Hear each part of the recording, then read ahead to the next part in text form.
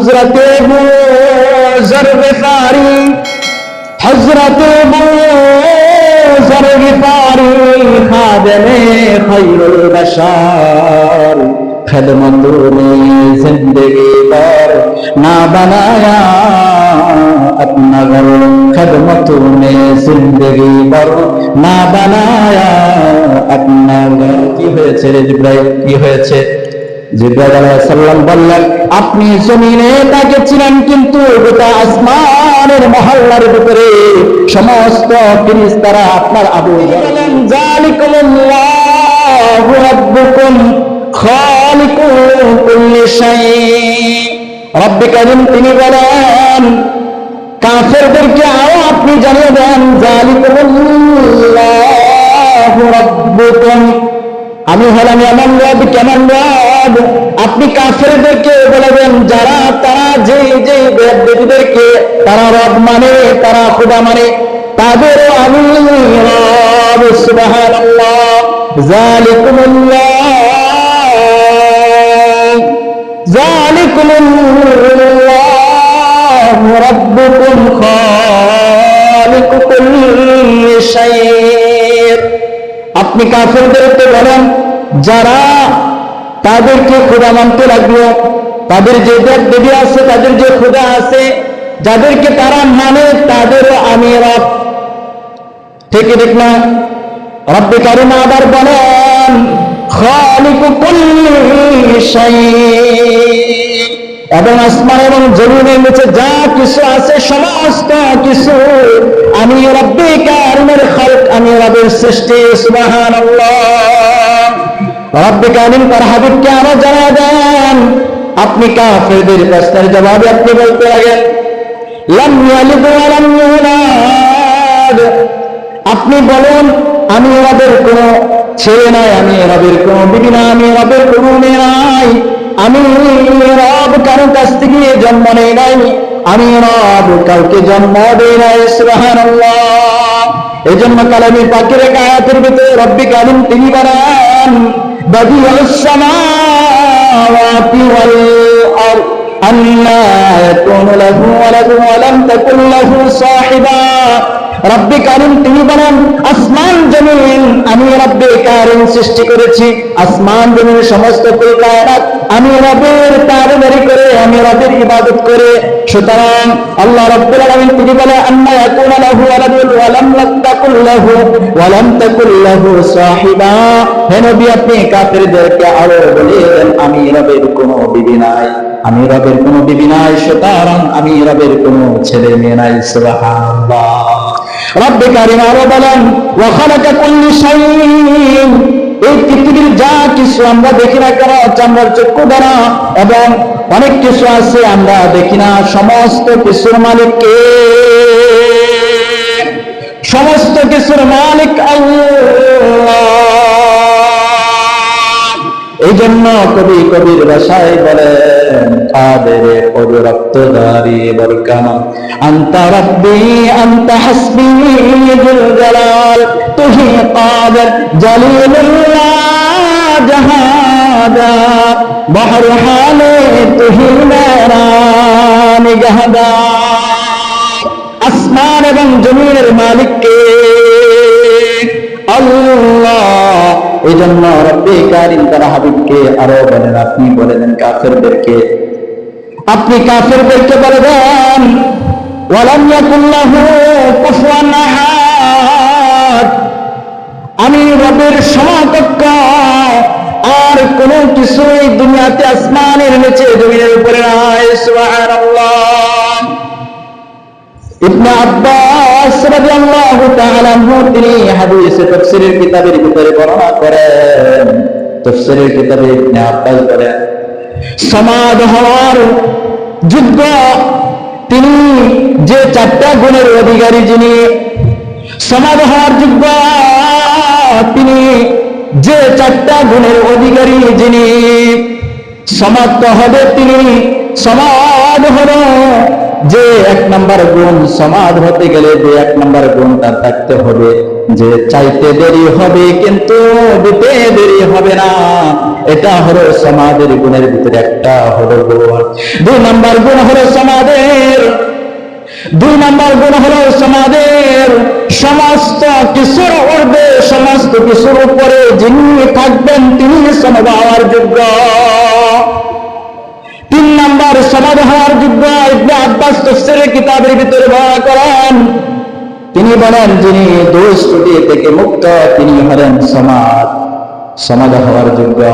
4 নম্বর তিনি হলেন সমাজ হওয়ার যোগ্য যিনি দুনিয়াতে আসমানের নিচে জমিনের উপরে সমস্ত কিছুর মৃত্যু হবে, সমস্ত কিছু চলে যাবে, সমস্ত কিছু ধ্বংস হয়ে যাবে, কিন্তু একজনের মৃত্যু নাই, একজনের কোনো ধ্বংস নাই, তিনি হলেন সমাজ হওয়ার যোগ্য। সুতরাং বোঝা গেল এই 4টা গুণ আল্লাহকে ছাড়া আর কারো কাছে সম্ভব না। ঠিক না? যে কাফেররা যে তারা খোদা মানে, দেবদেবী মানে, তারা গাছের পূজা করে, মূর্তির পূজা করে, তারা যেটা পায় চন্দ্রের পূজা, সূর্যের পূজা, চাঁদের পূজা, তাদের কাছে যেটা মনে চায় সেটাই তারা খোদা মনে করে। তারা মনে করে যে এই খোদা আমাদেরকে শান্তি দেয়, এই খোদা আমাদেরকে অশান্তি দেয়, এই খোদা আমাদেরকে রিজিক দেয়, এই খোদা আমাদেরকে শাস্তি দেয়, এই খোদার কাজ করলে আমরা নেক পাই। এরকম তারা এক এক খোদায় তারা বিশ্বাস। ইহুদিরা তারা ঈসা আলাইহিস সালামকে আল্লাহর পুত্র সাব্যস্ত করে, নাউজুবিল্লাহ। এবং খ্রিস্টানরা তারা দাবি করে উযাইর আলাইহিস সালাম আল্লাহর পুত্র, নাউজুবিল্লাহ। এই জন্য রব্বে কারীম তিনি আয়াতের ভিতরে বলেছেন বাদিউস সামাওয়াতি ওয়াল আরদ, আসমান জমিন সমস্ত কিছুর মালিক কে? আল্লাহ। এই জন্য রব্বে কারীম আরো বলেন আল্লাহ ইয়াকুনু লাহু ওয়ালাদুন ওয়া লাম তাকুল লাহু সাহিবা। হে নবী আপনি কাফিরদেরকে বলে দেন আমি রবের কোনো বিবি নাই।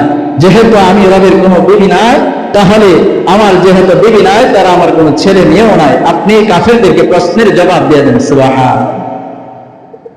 কিন্তু কাফেররা তারা কি সাব্যস্ত করত?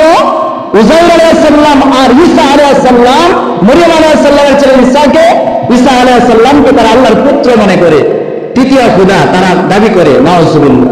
এবং খ্রিস্টানরা তারা দাবি করে উযাইর আলাইহিস সালাম আল্লাহ তাআলার পুত্র, তারা তাকে খোদা মনে করে, ছোট খোদা মনে করে, নাউজুবিল্লাহ। এই জন্য এই প্রশ্নের জবাবগুলো দিয়া আল্লাহ রাব্বুল আলামিন সূরা ইখলাস নাযিল করে রাসূলকে দিয়ে জানায় দিলেন যে হে নবী আপনি বলুন কাফিরদেরকে আমি রব হলাম এক ও অদ্বিতীয়, আমি রব কারো কাছে মোকাবেক্ষী না, আমার কাছে সকল কিছু মোকাবেক্ষী। আমি রবের কোনো ছেলে নাই, আমি রবের কোনো মেয়ে নাই, আমি রব কারো কাছ থেকে জন্ম নেই নাই, আমি রব কাউকে জন্ম দেয় নাই, আমি রব হলাম এমন আমার সমতুল্য, আমার মোকাবেক্ষী আর কেউ আসমানের নিচে জমিনের উপরে নাই। সুবহান। এই জন্য ইবনে আব্বাস বলেছিলেন সমাজ হওয়ার যোগ্য কয়জন? এই 4 গুণের অধিকারী যারা তারা সমাজ হওয়ার যোগ্য। 1 নম্বর যার কাছে চাইলে দিতে দেরি না, চাইতে দেরি দিতে দেরি না, তিনি সমাজ হওয়ার যোগ্য। ইবনে আব্বাস তাফসীরে কিতাবে আরো বলেন 2 নম্বর সমাজ হওয়ার গুণ, যে ব্যক্তি সমাজ হওয়ার অধিকার দাবি করে, যারা খোদা মানে, তার ভিতরে 2 নম্বর গুণটা থাকতে হবে। 2 নম্বর গুণ হলো সে সকলের ঊর্ধ্বে, সকলের উপরে থাকবে। সকলের উপরে কে? আল্লাহ। এই জন্য 3 নম্বর সমাজ হওয়ার যোগ্য তিনি হবেন যিনি সমস্ত দোষ ত্রুটি থেকে মুক্ত। দোষ ত্রুটি থেকে একজনই আছেন মুক্ত, তিনি কে? আল্লাহ। 4 নম্বর সমাজ হওয়ার যোগ্য ইবনে আব্বাস তিনি বলেন তাফসীরের কিতাবে যিনি সমস্ত কিছু ধ্বংস হয়ে যাবে, সমস্ত কিছু মৃত্যু হয়ে যাবে, সমস্ত কিছু শেষ হয়ে যাবে একদিন, কিন্তু একজনের মৃত্যু নাই, একজনের কোনো ধ্বংস নাই, একজনের কোনো কিছু হবে না, তিনি হলেন আমার আপনার রব আল্লাহ। সুতরাং বোঝা গেল আল্লাহ এই 4 গুণের সমাজের যোগ্য, তিনি হলেন এক ওয়াহিদাত, তিনি হলেন এক আল্লাহ। ঠিক না? এই জন্য সূরা ইখলাস নাযিল করে রাসূল কারীম সাল্লাল্লাহু আলাইহি ওয়াসাল্লামকে দিয়া কাফিরদের জবাব দিয়া দিলেন। কিন্তু এই সূরা ইখলাসের ফজিলত আছে। কি আছে? ফজিলত। তাফসীরের কিতাবের ভিতরে পাওয়া যায় আবু যার গিফারি রাদিয়াল্লাহু তাআলা আনহু যিনি রাসূল কারীম সাল্লাল্লাহু আলাইহি ওয়াসাল্লামের সাহাবী ছিলেন, আবু যার গিফারি রাদিয়াল্লাহু তাআলা আনহু একদিন রাস্তা দিয়ে হাঁটা যায়, কিন্তু এই মুহূর্তে জিবরাইল আলাইহিস সালাম আয়াত নাযিল নিয়ে রাসূল করিম সাল্লাল্লাহু আলাইহি ওয়াসাল্লামের ঘরে প্রবেশ করলো। যখন দেখলো প্রতিমধ্যে একজন হাঁটা হেঁটে যাচ্ছে, রাসূল করিম সাল্লাল্লাহু আলাইহি ওয়াসাল্লামকে জিজ্ঞাসা করলো, জিবরাইল যে উনি কে রাস্তা দিয়ে হাঁটা যায়? ইনি তো বললো যে উনি তো আমার আবু যর, আমার আবু যর গিফারি হাঁটা যায়। যে তিনাকে চিনেন কিনা? হ্যাঁ আমি চিনি, সে তো আমার সাহাবী। আবু যর আমার সাহাবী, আমার আদরের সাহাবী। কেন, কি হয়েছে রে জিবরাইল, কি হয়েছে? জিবরাইল আলাইহিস সালাম বললেন, আপনি জমিনে তাকে চিনেন, কিন্তু গোটা আসমানের মহল্লার ভিতরে সমস্ত ফেরেশতারা আপনার আবু যরকে চিনে, সমস্ত আসমানবাসীরা আপনার আবু যরকে চিনে। আপনি আপনার এই আবু যর এমন দামি যে আপনার আসমান, আল্লাহর আসমানের সমস্ত ফেরেশতারা আপনার আবু যরকে চিনে। আবু যর আসমানের সমস্ত মালায়েকা, সমস্ত ফেরেশতাদের কাছে ভাইরাল। আবু যরকে যে ভাইরাল হলো, এই জন্য রাসূল করিম সাল্লাল্লাহু আলাইহি ওয়াসাল্লাম পয়গম্বর আরবি জিবরাইলকে বলে, কি এমন কাজ করে রে আমার আবু যর, যে কারণে আসমানের ফেরেশতাদের কাছে ভাইরাল। জিবরাইল আলাইহিস সালাম তিনি বলতে লাগলো, আপনার আবু যর আমার এমন দুটা কাজ করে, যে দুটা কাজের কারণে আপনার আবু যর আসমানের ফেরেশতাদের কাছে, রবের কাছে দামি বানায় দিয়েছে। রবের কাছে দামি, সমস্ত আসমানবাসীর কাছে দামি, সমস্ত জমিনবাসীদের কাছে দামি।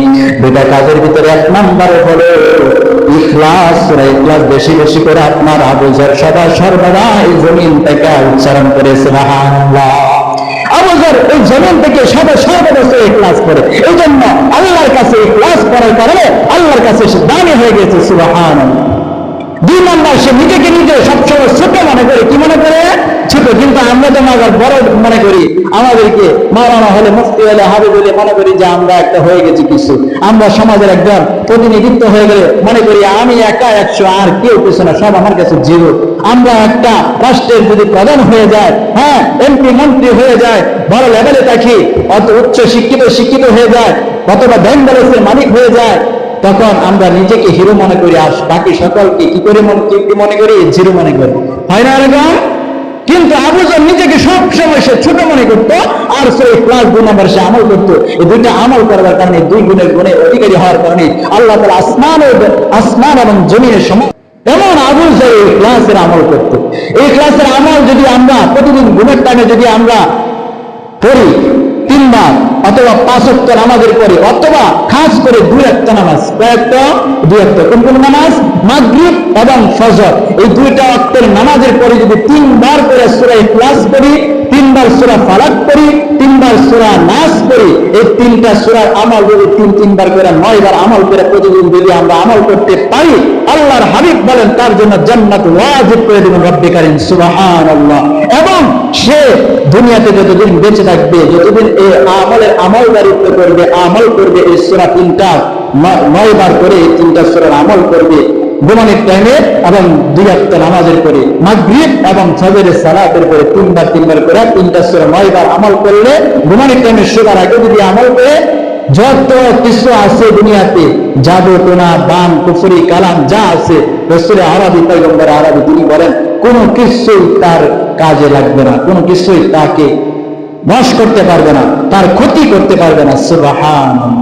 এই জন্য এই সূরা আমলটা আমরা করতে চাই ইনশাআল্লাহ। এই জন্য এই সূরা ইখলাস আবার 3 বার পড়লে আবার আরো ফজিলত। কি ফজিলত? পয়গম্বর আরবি তিনি বলেন তা'দিলুহু সূরাতুল ইখলাস ওয়া সুলুসুল কুরআন। যে কোনো ব্যক্তি যদি 3 বার সূরা ইখলাস করে, আল্লাহ রাব্বুল আলামিন যে ব্যক্তি বললো, তার আশেপাশে যদি কোনো ব্যক্তি শুনে, তাহলে বলনাওয়ালা শুননাওয়ালা উভয়ের আমল নামায় রব্বে কারীম এক কথন করে প্রত্যেকের আমল নামায়। গোটা কোরআন শরীফ পড়লে আমাদের অনেকের মাসকে মাস লেগে যায়, বছরকে বছর লেগে যায়, অনেকে 10 বছর লেগে যায়, অনেকে জিন্দেগিতেও খতম করতে পারে না, অনেকে পারেই না। এই জন্য রাসূল আরবি মায়ের নবী তিনি বলেন উম্মতে মুহাম্মাদের জন্য সহজ করে দিয়েছেন 3 বার সূরা ইখলাস প্রতিনিয়ত আমল করলে, যে ব্যক্তি বললে, যারা শুনলো, ওর আমল নামায় এক কথন করে কোরআন সব রব্বে কারীম আমলের ইমানের অ্যাকাউন্টিং এ আল্লাহ রাব্বুল আলামিন অটোমেটিক্যালি জমা করে দিবেন। সুবহানাল্লাহ। এই সূরা আমল করতে চাইবেন ইনশাআল্লাহ। আল্লাহ রাব্বুল আলামিন আমাদের সবাইকে সূরা ইখলাসের আমল